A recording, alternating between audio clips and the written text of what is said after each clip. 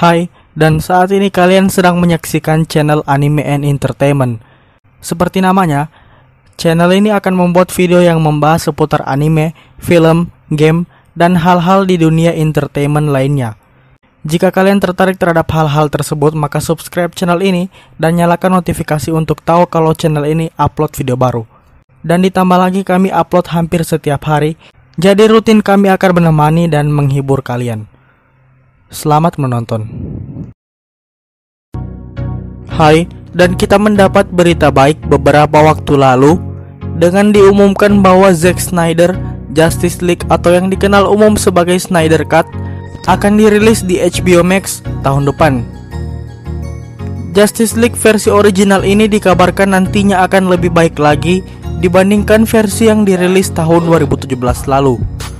Namun, apa saja hal keren di Justice League versi Zack Snyder? Kami telah merangkum 10 hal keren yang ada pada Zack Snyder Justice League. Apa saja? Langsung saja. Darkseid. Dalam versi Justice League yang kita lihat di bioskop, adegan flashback memperlihatkan serangan Darkseid ke bumi yang dipimpin oleh Steppenwolf. Di sana Steppenwolf melawan banyak sekali dewa dan petarung dari bumi. Dan itu cukup keren karena kita diperlihatkan sedikit cuplikan dari perang besar di masa lalu. Tapi Snyder punya hal yang lebih keren lagi, yaitu bukanlah Steppenwolf yang memimpin penyerangan ke bumi, melainkan adalah Darkseid muda yang bernama Oxas. Kita juga akan diperlihatkan duel 1 lawan 1 sekilas antara Oxas melawan dewa perang Ares yang seperti kita tahu menjadi musuh utama di film Wonder Woman. Selain itu, Darkseid juga membuat sedikit penampilan di akhir film, di mana dialah yang akan membunuh Steppenwolf, dan versi teater kita hanya diperlihatkan Steppenwolf yang dimakan oleh para demons akibat rasa takut yang dimilikinya. Superman yang lebih baik. Kesalahan paling krusial yang pernah ada di Justice League adalah betapa buruknya penampilan Superman yang diperankan oleh Henry Cavill. Akibat dari tuntutan untuk tidak mencukur kumisnya untuk film Mission Impossible, membuat kumis di wajah Cavill harus dihilangkan secara digital. Dan hasilnya seperti yang kalian sudah tahu, hadir Superman dengan bibir yang aneh. Lebih dari itu, Superman versi Snyder akan kelihatan keren karena direncanakan memakai kostum serba hitam ketika baru dibangkitkan. Namun di versi teatrikal yang kita lihat, Superman hanya bertelanjang dada saat baru bangkit dari kematiannya. Dan setelah itu dia bertarung dengan anggota Justice League yang lain. Martian Manhunter. Di komik, Martian Manhunter menjadi salah satu anggota terpenting dari Justice League. Di film, jika kalian perhatikan adegan terakhir yang memperlihatkan percakapan antara Lois Lane dan Martha Kent, sebenarnya punya lanjutannya, yaitu sesaat setelah Lois pergi, Martha tiba-tiba berubah menjadi sosok hijau yang tidak lain adalah Martian Manhunter. Bahkan Manhunter berubah menjadi General Swanwick yang hadir di Batman v Superman dan Man of Steel. Ini sangat menarik dan membuat peluang bagi DC untuk menjelajahi lebih banyak lagi cerita tentang Manhunter. Atom. Selain Manhunter, ada juga sosok superhero Atom yang punya kemiripan kekuatan dengan Ant-Man di Marvel yang seharusnya muncul di dalam versi Zack Snyder. Harusnya kita melihat adanya Ryan Choi yang diperankan oleh Ryan Zhang dalam sebuah adegan di Star Lab bersama dengan Silas Stone, ayah dari Victor Stone. Dengan sedikit kemunculannya bisa saja membuat Choi nantinya akan diperkenalkan sebagai superhero bernama Atom di cerita DCEU selanjutnya. Durasi. Mungkin tidak terlalu penting, tapi durasi menjadi hal yang sangat krusial dalam menentukan apakah filmmaker bisa memaksimalkan cerita kepada penonton. Bisa dilihat dari Justice League Joss Whedon saja yang berdurasi 2 jam belum mampu memuaskan para penonton di tahun 2017 lalu. Tapi Zack Snyder punya caranya sendiri untuk bercerita. Justice League Snyder Cut aslinya punya durasi sekitar 3 jam, yang bahkan hal itu sudah setara dengan durasi Endgame, yang seperti kita tahu telah menjadi film dengan pendapatan terbanyak nomor 1 sepanjang sejarah. Dan di HBO Max mendatang, kita kemungkinan bisa menyaksikan versi Justice League Snyder Cut yang akan berdurasi hampir 4 jam dan akan dibuat seperti miniseri.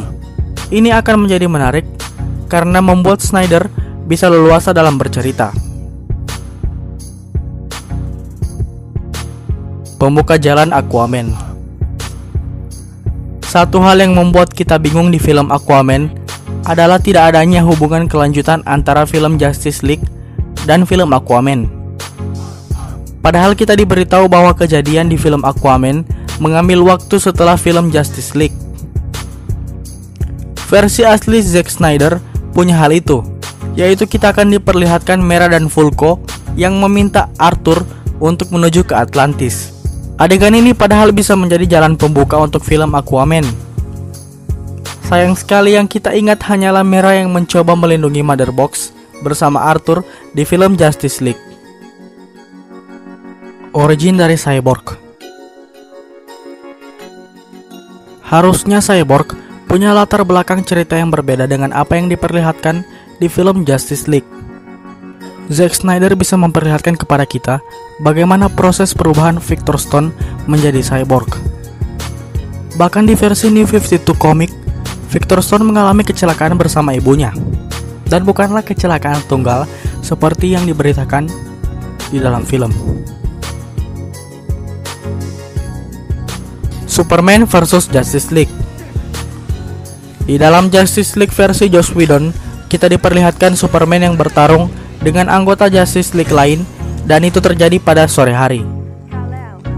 Sementara itu di versi Snyder, yaitu adanya keterlibatan militer yang akan menembaki Superman, maupun latar waktu pertarungan yang akan terjadi di malam hari. Hal ini cukup menarik karena pertarungan di malam hari membuat aura DC yang kelam lebih terasa dibandingkan dengan pertarungan di sore hari.